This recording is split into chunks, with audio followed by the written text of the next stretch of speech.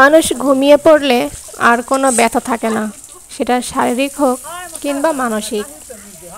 Hello everyone, আসসালামু আলাইকুম সবাইকে। তো যারা আমার ভিডিওটি দেখছেন, আশা করি আপনারা সকলে ভালো আছেন, সুস্থ আছেন। আলহামদুলিল্লাহ, আল্লাহর রহমতে এবং আপনাদের ভালোবাসায় আমিও ভালো আছি। তো আজকে শুরু করছি নতুন আরও একটি ভিডিও। তো আশা করি পুরো ভিডিও জুড়ে আমার সঙ্গেই থাকবেন। তো আজকে রান্না করব উত্তরবঙ্গের ঐতিহ্যবাহী আলু ঘাটি। তো আমি জানি আলু ঘাটি শুধু আলু সিদ্ধ করেই ঘাটি করা হয়। তো আজকে আমার ননদ বললো যে আলু সিদ্ধ করে ভালো লাগতেছে না, যেহেতু রোজা চলতেছে। তো রোজার সময় একটু তরকারি খেতে কমই ভালো লাগে, ভাজি ভর্তাটাই বেশি ভালো লাগে।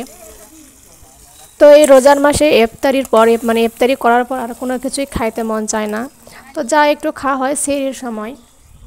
আর আজকে যেহেতু আমার ননদের বাড়ির সবাই আসবে আমাদের এখানে, তো যার জন্য একটু রান্নাটা বেশি করে করতে হবে। তো সবাই বলছে যে একটু আলু ঘাটি খাবে। তো যখন আলু ঘাটির কথা বললো, তাহলে ভাবলাম যে আলুটা সিদ্ধ করতে দেই।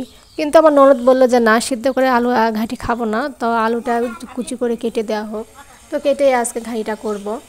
যে এভাবে যে মাছ দিয়ে আলু ঘাটি করা যায় এটা আমি জানতাম না বলতে আমি কখনো খাইও নাই। তো আজকে প্রথম, তো দেখা যাক। আরে আমি রান্নাটা করতেছি, তো দেখা যাক কেমন হয়। আর যেহেতু রমজান মাস, তো যা কিছু দিব সব কিছুই আন্দাজ মতো। তো লবণটাও দেখতে পারবো না যে লবণটা ঠিক মতো হয়েছে কিনা। তো এই রোজার মাস ছাড়া অন্য কোনো মাসে রান্না করতে গেলে আমার দেখবেন যে লবণটা বারবার দেখতে হয়, কখনো কম বা কখনো বেশি হয়। কিন্তু এই রোজার মাস আসলেই যেটা দেবো একেবারে পারফেক্ট হয়ে যায়, পরে যখন চেখে দেখি যে না একদমই ঠিক আছে। তো এটা একটা, যেহেতু রমজান আসলে রহমত বরকতের মাস, তো এই মাসে যে কাজ বা যেটা করি না কেন সবটাতে আল্লাহ রহমত বরকত মিশে থাকে।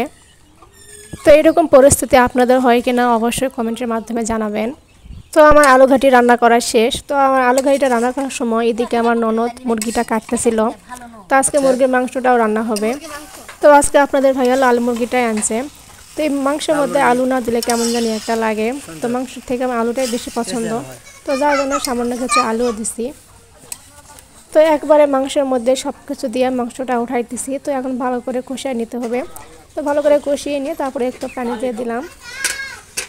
আর মাংসটা এখন এইভাবে ধীরে ধীরে ভালোভাবে সিদ্ধ হতে থাক। তো এদিকে আমি জালটা ভালোভাবে দিয়ে দিলাম। তো আমার এই ভিডিওটি কোথাও কোনো অংশ যদি আপনাদের একটু পরিমাণ হলেও ভালো লেগে থাকে, তো অবশ্যই আমার চ্যানেলটি সাবস্ক্রাইব করবেন, আমার পাশেই থাকবেন। তো আপনাদের ভালোবাসা এবং সহযোগিতা পেলে আমি অনেক দূর এগিয়ে যাব ইনশাল্লাহ। তো সবাই আমাদের জন্য দোয়া করবেন। আর এদিকে দেখেন আমার ছেলের কি অবস্থা। তুমি কার পারছো? ওদিকে যাও রান্না হচ্ছে, তুমি ওদিকে যাও বাবা, ওইদিকে খেলো করো, যাও। মুরগি ধরা